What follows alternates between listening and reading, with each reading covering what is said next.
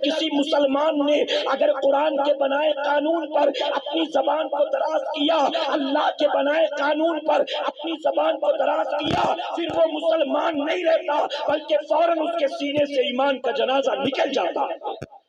وہ چاہے تسلیمہ نسرین ہو، چاہے وہ سلمان رشدی ہو، چاہے وہ ایکس وائی زیڈ کوئی بھی، دنیا کے قانون کا بنایا قانون توڑا بھی جا سکتا ہے، مروڑا بھی جا سکتا ہے، رد بھی کیا جا سکتا ہے، بدلا بھی جا سکتا ہے۔ دنیا کے قانون داں کے بنائے قانون میں پھیر بدل کی گنجائش ہوتی ہے، لیکن وہ قانون جو اللہ اور اس کے رسول نے بنا دیا اب وہ قیامت تک کے لیے عدل ہے۔ دنیا بدل سکتی ہے، اللہ کا قانون بدل نہیں سکتا۔ آج دنیا اعتراض کر رہی ہے تو مسلمانوں تمہاری وجہ سے آج یہ طلاق کو لے کر ہنگامہ کیوں ہے؟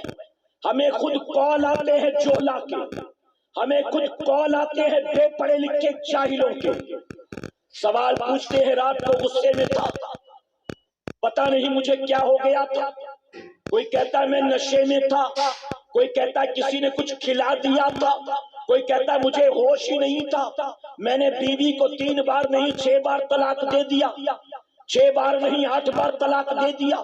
اب بتائیے میں کیا کروں؟ بیوی کی زندگی برباد ہو جائے گی، چھوٹے چھوٹے 3 بچے ہیں، زندگی برباد ہو جائے گی۔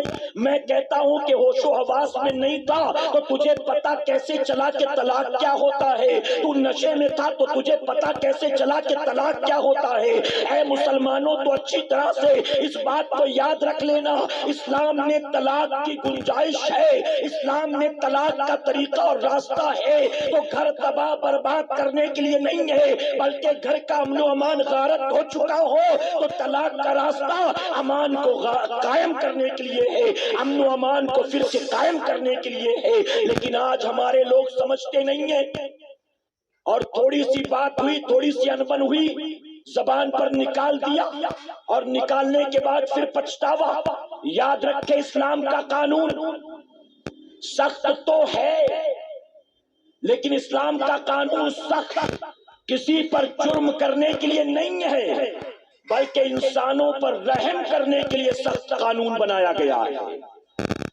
مثال دوں میں آپ کو، اگر کوئی چوری کرے، توجہ ہے نا آپ کی، اسلام کا قانون اگر کوئی چوری کرے تو حکم ہے کہ اس کا ہاتھ کاٹ دیا جائے، سنا ہے نا آپ نے، اس کا ہاتھ کاٹ دیا جائے۔ لیکن کہاں ہوگا یہ وہی ہوگا جہاں اسلامک حکومت ہوگی۔ ہم ہندوستان میں ڈیمانڈ تو نہیں کرتے نا، ہم انڈین گورنمنٹ سے اپنے کورٹ سے یہ ڈیمانڈ نہیں کرتے کہ اسلامک لا نافذ کرو، ہاتھ کاٹو چوروں کا، ہم نہیں کہتے۔ اس کی وجہ کہ اس قانون پر وہاں عمل ہوگا جہاں اسلامک حکومت ہوگی۔ اگر چور کا ہاتھ کاٹا گیا، لوگ کہتے ہیں بڑا جرم ہے، یہ تو بڑا ظلم ہے، آپ نے ہاتھ کاٹ دیا، اس کو احساس ہے غلطی کا، اس نے گلٹی فیل کر لیا، آپ کو سدھرنے کا موقع تو دینا تھا، آپ نے ہاتھ کاٹ دیا، زندگی محتاج بنا دی، اب وہ زندگی معذور بن کر گزارے گا، آپ سدھرنے کا موقع تو دیتے۔ ہم کہتے ہیں کہ اگر ایک چور کا ہاتھ کاٹا گیا ہے تو چور کا ہاتھ کاٹ کے ہم نے چور پر ظلم نہیں کیا، ایک آدمی کا ہاتھ کاٹا ہے، ہزاروں کو چور بننے سے بچا لیا گیا ہے۔ اگر اسلام میں یہ سزا ہے، کوئی کسی کا بلاత్కాر کرے، شادی شدہ ہے تو سنگسار کر دو، اسٹون تھروئنگ کے ذریعے اتنا پتھر مارو، اتنا مارو کہ مر جائے، یہ اسلامی قانون۔ اگر غیر شادی شدہ ہے تو 100 کوڑے لگاؤ، 100 کوڑے۔ لوگ کہتے ہیں بڑی سخت سزا، بڑی سخت سزا، اس نے غلطی کی، غلطی کا احساس ہے، جیل میں ڈال دو، بھگت کر نکل آئے گا۔ آپ نے اس کو سنگسار کر دیا، آپ نے اس کو کوڑے 100 لگائے، سزا اتنی سخت دے دی۔ ہم کہتے ہیں کہ اگر اسلام نے یہ قانون سخت بنایا ہے تو اس کی وجہ یہ ہے، ایک آدمی اگر بلاత్కాر کرے گا اور اس کو سنگسار کر دیا جائے گا تو اس کے بعد ہزاروں نوجوان جو ہیں وہ بلاత్కాر کے راستے پر جانے سے بچ جائیں۔